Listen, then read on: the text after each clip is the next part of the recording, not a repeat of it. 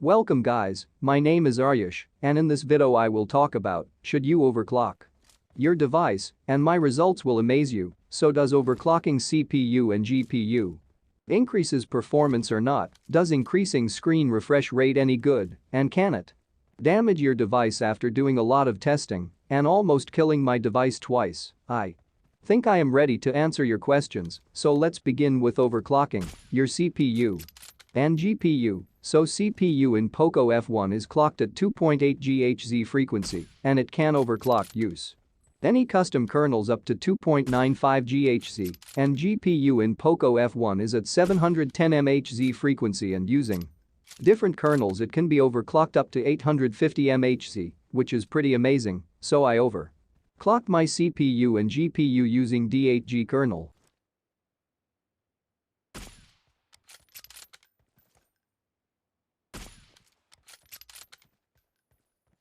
So guys, I am using Franco Kernel Manager to measure CPU and GPU load, as you can see in your screen, and I wanted to do bootcamp test, but because I have not updated my game, I am getting only bot lobby in bootcamp. It's a good trick to increase my KD, so I used war mode because it's second best option after bootcamp. As you can see, even though my CPU and GPU are overclocked, but my CPU load is between 50 to 80% only, and most of the time it's around 50%. It means even though you will overclock your CPU, but it will never run at 100% workload constantly, because running at 100% work load will damage your device permanently, so overclocking does not increase any performance. You can overclock CPU, but you can never make it run at 100% power, and overclocking also cause more heating, so I do not recommend overclocking. And here is CPU throttle of overclocked versus non-overclocked CPU, and as you can see, non-overclock has little more high score. Now talking about GPU, even though I have overclocked my GPU at 820 MHz, but I want to tell you that PUBG or BGMI is not an GPU intensive game. The game does not demand high GPU performance, so even after overclocking my GPU up to 820 MHz, while playing, my GPU workload was around 50 to 70%, meaning maximum 590 MHz is enough for PUBG, so overclocking GPU will not be much of any use while playing PUBG, but if you play any different type of high graphic game then it might help. Note: D8G kernel can only overclock your GPU up to 820 MHz, but if you use SESH or no gravity kernel you can overclock it up to 850 MHz.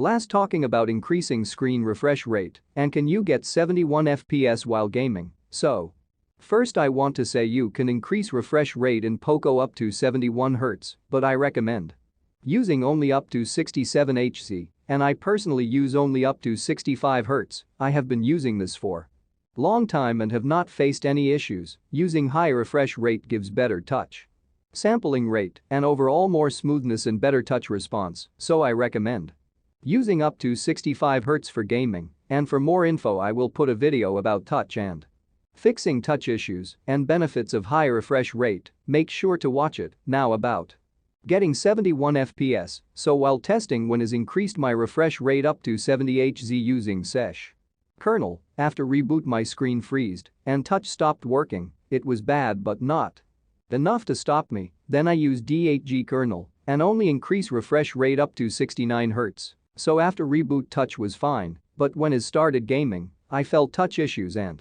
suddenly touch stopped working. Then I decided to switch back to 65 Hz and it's working fine, so remember this, don't fuck up your device for FPS, okay?